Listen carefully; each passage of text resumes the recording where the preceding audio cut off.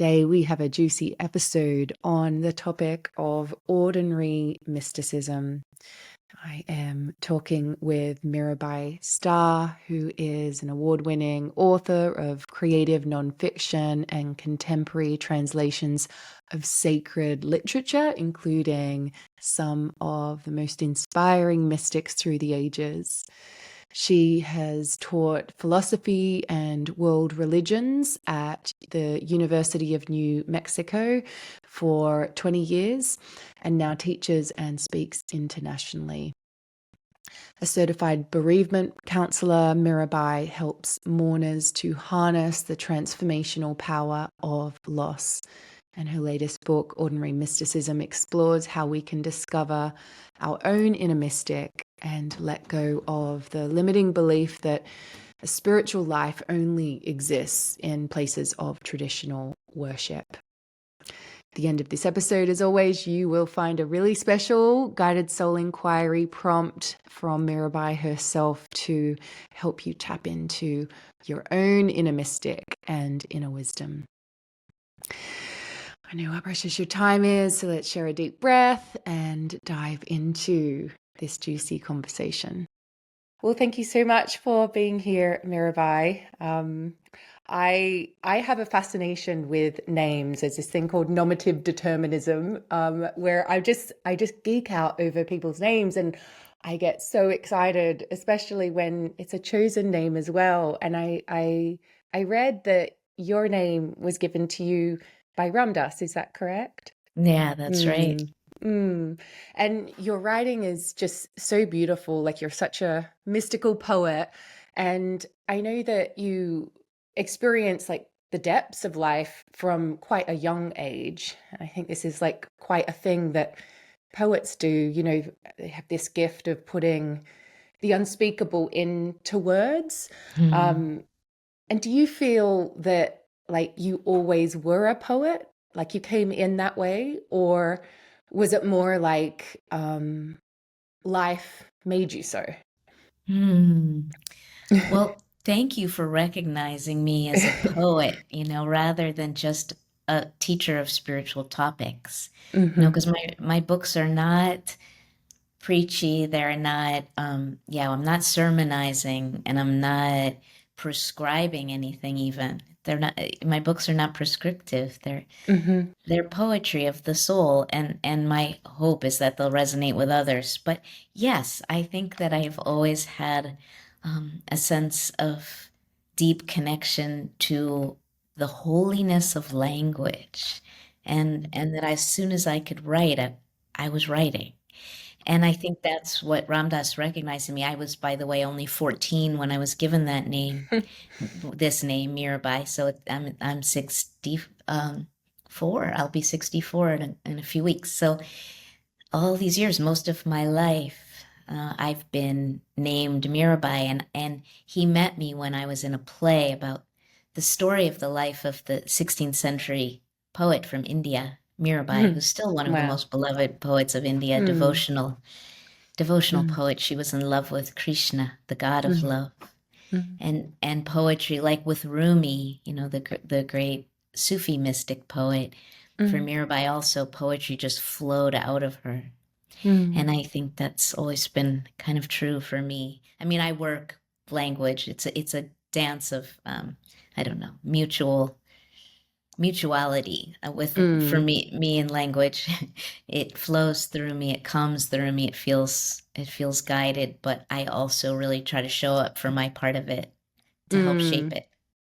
Do you have any practices that you do when you sit down to write? Like, do you write through your feelings? Do you light a candle? Do you have any rituals? Is it like a self-practice as well as an offering? That's such a great question. I love that question. I do. I have rituals. I do light a candle. That's exactly what I do. And I just try to let myself be empty for, a couple of minutes, a few minutes. I think my lifelong silent meditation practice, which also started around that same age, that's about when I started on my spiritual path, 14, 15. That's when I started a really regular contemplative practice in the mornings, Mhm. and that has really helped me drop into a kind of contemplative space when I write. And by contemplative, what I mean is present. Mm. But it takes a minute, and I do have to write through it. So my first writing teacher was Natalie Goldberg, who wrote Writing Down the Bones and Wild Beautiful. Mind and many other books. Yes. Mm. And Natalie became a lifelong friend too. I was just a child when we met. I was 12 when she started. She was our Wow. English teacher. Yeah. She was my middle school English teacher. And so, No way. Oh my yeah. gosh. Wow, that is wow. It was a 12. very special school. That's where I met Ram Dass also, and No. Oh. Pema Chodron was our social studies teacher. We had an amazing gathering of beings at that little hippie school in Taos, New Mexico in the early 70s. But Natalie taught us what she calls writing practice. So writing is a practice for me. It's my probably my core spiritual practice, even Mm. more than silent sitting, meditation practice, but they're actually entwined as they are for Natalie. So Mm. sitting in meditation and writing feed into each other. And so I'm starting a new book now, right now, on grief as a spiritual path. Mm. And I'm writing my way through. And it's not like Mm. what everything I write is not going to be used in the book, but everything I write is contributing to the opening of the door to what really needs to come. Mm. Yeah, I so resonate with that. I often find when I'm writing like those moments where I have the writing block, it's often like because I'm feeling big feelings and I'm not letting it flow. And then when I like Mm. write to that and through that, it's like it's always the writing that comes in an instant. And it has that rawness to it, which like you just wouldn't have been able to create otherwise. I And love that, Rebecca. I'm so glad that's true for you too. and do you write to anyone in particular? Like, do you write to a younger version of you, you in the moment, someone you know? Another wonderful, juicy question. I would say that I'm writing to people in pain, Mm. even if it's not about grief. That is one of the areas that I write and speak about the most, is kind of the transformational power of grief and loss. Mm. But that's not um, explicitly what I mean when I say I'm writing to people in pain. I'm Mm. writing to people like me who are longing for radical authenticity. And I think the writers that I love the most are messy human beings just like me, who are just trying to meet each day with as much grace and a modicum of humor and realness that we possibly can. Not trying to shine it up and make it look pretty, but just being true to what is. And as my friend Richard Rohr says, forgiving reality. And in some ways, celebrating reality even when it's not so Mm. aligned with what we might wish for it to be. Mm. Mm. And with this concept of dark night of the soul or dark nights of the soul and like versus like rock bottom moments and periods of grief, like how do you different like do you see them as the same thing or a completely different thing? Like is dark nights of the soul a particular phase of the journey? Or yeah. Yeah. Well, so Dark Night of the Soul is a term that was coined by St. John of the Cross, the great Mm. Spanish mystic, also 16th century, like Mhm. Mirabai, my namesake. And John of the Cross was speaking not necessarily about external circumstances, Mm. difficult things that are happening in our lives, but really an inner experience of spiritual maturity or Mm. ripening when Mm. we are no longer so attached to what we thought about the spiritual life and Mm. what it all means and who God is and how it's supposed to feel, those feelings of heart opening or bliss that we sometimes get as gifts along the way and in our spiritual journeys, but that in a dark night of the soul, we're kind of stripped of all of our juicy spiritual feelings and our Mm. concepts, and we're resting in a kind of emptiness, you know, what the Buddhists call shunyata, which is boundlessness, which is a kind of non-dual state of awakening. And in John Mm. of the Cross's language, it's when we get to be intimate with God, because we're spiritually naked. So there's nothing in the way of that intimacy, of that union with what he calls the beloved. But what I found is that through experiences of great pain and suffering, I have been stripped. You know, the Mm. suffering is like a fire that that burns away those protective layers around my heart and grants me an access in a way to that spiritual nakedness that the mystics like John of the Cross speak about, Mm. and that the dark night of the soul as a spiritual state, a necessary, transformative state of spiritual maturity, coincides and overlaps and intertwines with my life experiences so that Mm. my soul does grow. But don't tell that to a grieving person, you know. You can't Mm. say, it's okay, honey, everything's going to be okay. This is going to Yeah. mature your soul and ripen you. You know, Mm. I could think of some words I would say to someone who Yeah. suggested that. And, you know, it does in retrospect. But John of the Cross says the same thing. It's only in retrospect that we see that we have Yeah. endured a transformative fire called the dark night of the soul. You know, it's one of those paradoxes. It's fire and it's darkness. It's luminous and it's black, both at the same time. It's interesting, and because I had thought that I had been through a dark night of the soul earlier on, and it was extreme grief, extreme rock bottoms, extreme, everything I thought I knew I don't, that kind of thing. But just I've just come out of what I think I'm just getting a little bit of a glimpse on about 2 years ago. I've just come out of it, where it was really this period where all of the spiritual tools that I used to use no longer worked, and it felt like that there's that cloud of unknowing, like that separation between the beloved that I so took for granted and knew so well.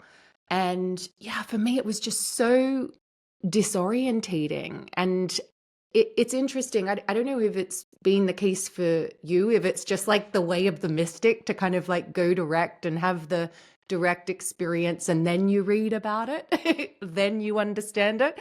Has that been the case for you? Like, I feel like I'm never able to open the book for the path until I've lived through it. And I'm like, oh my God, this map would have been so helpful about 2 years ago. Have you found that? Yeah, Is that just the spiritual journey? I love that. I mean, I love it because it just seems to be universal what you're talking about. Yes, yes, it's often the case that once we have been through these transformational life experiences and come emerged in some way, not like now we're Mm. all enlightened and it'll never happen again. We know that these things are cyclical and transformative, and we integrate each of the awakenings, but they're not Mm. over, right? But Mm. yes, isn't that interesting? Teresa of Avila, who I think of as John of the Cross's spiritual teacher, really, Teresa of Avila, they met when he was 25 and she was 52. And I think in many ways, even though he was a male and she was a female, and in their culture at their time, he was the authority over her because he was her confessor, her priest. But really, the roles were reversed. And she talks about in the interior castle, which was her great mystical masterwork, that she talks about 7 rooms or dwelling places on the journey home to the union with the divine, which unfolds actually in the center of our own souls. Because according to Teresa of Avila and her vision of the soul as an interior castle, the center of our souls, are the most beautiful place in all of creation. So why wouldn't the beloved choose to dwell there? But it's a Mm. process, it's a journey to get there. So of those 7 stages, the second one is the place where we experience a lot of synchronicities and epiphanies, and that place where um, we experience things like that person, that spiritual teaching, that dharma talk, that book, that sermon is like, it's as if that person were reading my mind, my heart Mm. mind, and Mm. seeing directly into my soul and speaking to me personally. You could be in an auditorium of 1,500 people and it'll feel like the person giving the talk is speaking to you. I remember actually having that experience in New York City at Radio City Music Hall with the Dalai Lama about, I Mm. don't know, maybe 10 years ago or so. And he was speaking to Western women and saying, it is you, Western white women mostly, who Mm. have the privilege of the microphone. You know, you have a voice like Mm. you maybe women haven't before, but you, Western women, you do now. And you need to take the mic and speak your truth right now because the world needs to hear the voice of women. And it's not that white women, Western women, have a more important voice. Quite the opposite, Mm. actually. We Mm. need to use our ability to speak and speak on behalf of all women, including and especially women on the margins. And I Mm. felt like the Dalai Lama was speaking directly to me, like, it's Mm. your turn, speak now. And that's when I wrote Wild Mercy, my book about women's wisdom across the spiritual traditions. Wow. Well, it's interesting because that exact same talk really touched me as well. My first book literally opens with that. Oh, I love Yeah, that, Rebecca. yeah, I and did not. I'm looking. It's like, gosh, it's 11 years old now, and it needs updating. And I literally read that page just before jumping on, and I'm like, I wanna update this with my consciousness now, but do I keep it in? Do I keep it out? It's interesting. I love it. That's a perfect example of synchronicity that Teresa of Yeah, Avila yeah, speaks with. totally. I love She it. doesn't use the word synchronicity. That's my word. So tell me, mystical, the ancient female mystics, did any of them have children that you know of? The ones that Yeah, that's a really good question. So, mostly not. No, no. Mhm. And that was a radical act of rebellion for Mhm. them. They were subversive. They were protesting the Mm. norms of their society. Well, in many cases, like with Teresa of Avila, there were two choices: marriage or being a nun. And she chose none, but she was not suited for it. Her personality rebelled against the constraints of religious life every step of the way till the day she died. Um, but yes, I so in my new book, Ordinary Mysticism, I'm really taking that on because that is no longer the case. We no longer Mhm. have those two choices, religious life or domestic life. And so my most alive question in this book is, how do we engage our ordinary lives in the world, our mundane existence of, getting up in the morning and trying to maybe slip in some spiritual practice, and then if we have children at home, waking Mm. them up and getting them ready for school and schlepping Mm. them to their appointments and their Mm. activities. And how do we find the sacred in the midst of all that, rather than see our lives, as family, in the context of family, seeing that as an obstacle or something we have to just take care of, and so that we can get back to our real spiritual lives. It's so true. I had fully dedicated my life to, you know, living from the soul. I thought my life was integrated with the sacred until I became a mom. I remember where I was, it was during COVID, walking across this field just down the road here in Glastonbury. And it was like this thing just dawned on me, just like how compartmentalized my life was. And I had no idea, this, like I'd always loved morning spiritual practice, showing up with discipline was never an issue for me. I loved it. But literally my kids are, what are they now? 5 and 2. And I think I've done morning practice 3 times Yeah. in the like over 5 years. Um, and it was such a huge moment of, and all I kept on getting this one bit of guidance over and over again was, and I saw it like a weave the sacred back in, like we were like stitching it back in.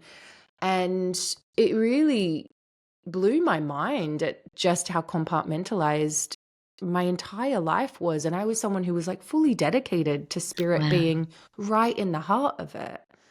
And I reflect back as well, where, like, for me, I wasn't sure if I even wanted to be a mum because I was I was so afraid that it would take me away from my path, you know? And I know, like, you're a mother as well.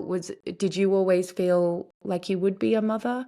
Um, and and has, like, I'm sure being a mum has only enriched it, but Yeah, I write a lot about that in my new book, mm, Ordinary Mysticism. And I write about my parenting fantasies, the kind of mm. mother I thought I would be Oh versus the yeah, kind of mother I turned out to be. And I'm yeah, also a grandmother, and we have our yeah. grandchildren very much in our lives. So Mm, my life has been in very much about children for a long, long time. I was also the eldest in my family, the de facto eldest, when my older brother died of cancer when he was 10 and I was 7. And I had two younger siblings, and kind mm, of took on the mommy role with them when my mother was so shattered from losing a child. mm, So I've kind of always been in this parenting mode. And now with an elder, with a mother who's almost 90, I see the role reversal starting to happen. And so it's always been the open invitation for me to sacralize, to bless my parenting, my role, my work as a mother, what Ramdas used to call householder yoga. mm. And I'm not saying I've always been successful, but I've understood, I think, from the beginning that was the invitation. If I saw my life as a mom as an impediment to my spiritual life, then I was going to miss my spiritual life completely. Mm, It mm, had to become integrated with my spiritual path. That said, I raised my children in such a way that they knew that there was a priority for me. They were my priority, but there was another priority, which was on my practices, my spiritual practices, that if mommy didn't meditate in the mornings, she was going to be a grumpier person during the day. And Jenny, my youngest, the first note that she ever wrote to me when she was 7 and she was learning to write, and it was completely phonetic, was, "Mommy, wake me up when you finished your practices." It took me oh, it took me a minute to decipher it, but that's exactly what she was saying. She understood mm, that that's what mommy does in mm, the morning. mm, I'm not mm. saying, Rebecca, that you should or could in your life. I don't know what it's like and what kind of partnership you have. But so I'm saying two things. One is, we can, to you and all of us who are listening, and I had to keep reminding myself, we can integrate our our spiritual lives with our life as parents, as partners, um, as householders, and that there are lots of rituals we can weave into that, but also regular old spiritual practice has its place, and it's never too late to wrestle it back. Yeah, yeah, yeah. What I've been blown away by with my kids, I remember being pregnant with my first and freaking out about things like, oh my gosh, how do you teach a kid to read? And how do you know where they should go to school? You know, all of those things of the mind coming in. And my friend Robert Holden said to me, because one of my big questions was, because I'm from Australia, I live here in Glastonbury, like, where should we be? Grandparents are the other side of the world. And he said to me, you just watch, each of your child's soul will call in the people that are their people. And it's just Mhm. blown me away to see that. Did you experience that too? Oh, definitely. Beloved community, Martin Yeah. Luther King called it, is integral to our lives as Mm, family. That mm, we can't be all things to our children or our partners, mm, but our community can, weave the tapestry of exactly what they need. And when my kids were growing up, the people in their school, their friends' parents, all of mm, these people became our beloved community. mm, mm. And tell me, like, as your journey has, developed, as you've grown from decade to decade, um, has your spiritual practice changed dramatically? Have there been periods where it's like there's this one practice that like really hits the spot and then all of a sudden, boom, it's like not time for that one anymore and something else comes in? Have you observed that? Mhm. Mhm. Yes and no. Um, what I'm noticing in my 60s is that the practices I've been doing since I was in my teens are still home base for me. For Mm-hmm. instance, I start every morning doing yoga asanas. I learned yoga when I was a very young teenager. My first yoga teacher was Haridas Baba, and I also studied the Satchidananda yoga system, and so doing just sun salutations, very basic but full body movements, asanas every day it just welcomes me home to my body. After I do yoga, I sit in meditation, which is really what Hatha yoga was designed for, was so that we could endure long periods of meditation. And then I sit and I either begin or end, this is a part that changes, my meditation with reading something. Mm-hmm. And it used to be only quote spiritual books, sacred texts from all the different world's religions, or mystical poetry. But now I've expanded my reading to all kinds of poetry. It's become mostly poetry, which wakes up my soul and juices it up, and it's like Mm-hmm. rainwater on my heart poetry. But it's often political poetry or erotic poetry or any kind of poetic language, and it used to be that I did it at the beginning to kind of give me an anchor for my meditation, but now it's at the end as kind of dessert. And this has become my pattern that I rest in. What's changed, Rebecca, is my belief in God, Mm, the way I orient my thought structures, constructs, I guess, toward mm, the sacred. I've become much more uh, skeptical of beliefs and belief systems as I age. mm, And it's no longer about what I think, it's about being. mm, mm. Which is really the way of the mystic, isn't it? Maybe so. Mm, Yeah, I think so. mm, It's about direct mm, experience versus ideas. Yes. mm. Beautiful. And two questions before we end. First of all, what returns you most to the wisdom within? Hmm. I would say writing. We Mm, we opened with that, and I love that you were asking about that.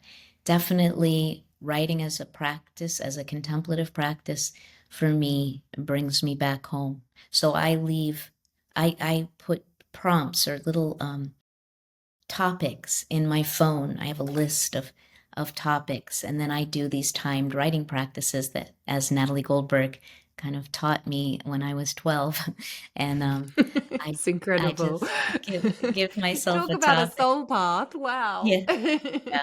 I know. I feel so Truly. blessed.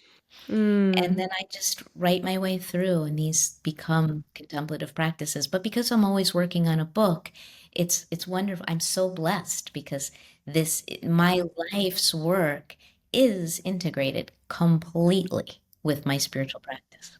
And have you ever, like, do you often finish books and say never again and then the next one comes? Or is it just clear that it's continually writing? it's continually writing and it's clear. And I say that, hoping that whoever's listening isn't going, shit, I wish it was that way for me. We all have our own path, and writing has been my path since my brother died when I was 7. I would say it really has been, it was the way I came home to myself and the way I still do. And I have lots of ideas for books, but they're always kind of what I'm working on spiritually myself. And I have this online community called Holy Lament, using grief as a spiritual path, and it's a beautiful community, and so it's very easy for me right now to harvest the fruits that are being cultivated there into a book to offer to a wider audience. It's kind of like that. I'm either asked by a publisher to write a particular book and I say yes or no, or I feel like whatever I'm doing is really lending itself to the next book. But each book for me is an offering of the heart. It's not a body of material. The last book, Ordinary Mysticism, actually was a suggestion by Anne Lamott, the wonderful contemporary memoirist. She said, let's bring it down to earth. I'm not going to write this one, Mirabai. It's your turn. You write it. Ordinary Mysticism. How do we find God in our everyday lives? So incredible. And then finally, what is inspiring you most right now? I would say the kind of grassroots loving resistance that's happening in the world to some of the authoritarianism, the rising, scary, for me anyway, in the scary authoritarianism that is rising in the world. Let's just leave it at that, and all the suffering it's causing. And the resistance that I see is coming from the margins, and it's coming in a loving voice, not just with anger. There is an element of anger, but mostly there is what Valerie Kaur, the contemporary Sikh activist, calls revolutionary love. And that's very exciting to me, that instead of saying, hell no, we're going to fight you with every fiber of our being, this kind of self-righteousness, there is a humility to the resistance and a heart-centered, embodied quality to the protest. It's very, very heartening to me, and I want to be part of it. Beautiful. On that note, then, I normally end the episode with a soul inquiry prompt, like a journaling prompt, which I create myself. But I feel I'd love you to come up with one now, maybe on that note, or whatever feels alive within you. I dare to believe. Beautiful. I dare to believe. Yeah. Thank you so much for being here, Mirabai. I'll include all of the links to your community and your book in the show notes. If anyone wants to just find you online, though, where's the best place to go? MirabaiStarr.com. Beautiful. Thank you so much for being here with me. If you would like to keep returning to yourself and returning here with me, then please hit subscribe. And if you have been moved by this episode or this podcast, please take a moment to leave a review or 5-star rating. It really, really helps others to find it too, and means that I can keep doing this podcast for you. As always, you can find the show notes of everything mentioned in today's episode over at rebeccacampbell.me/podcast.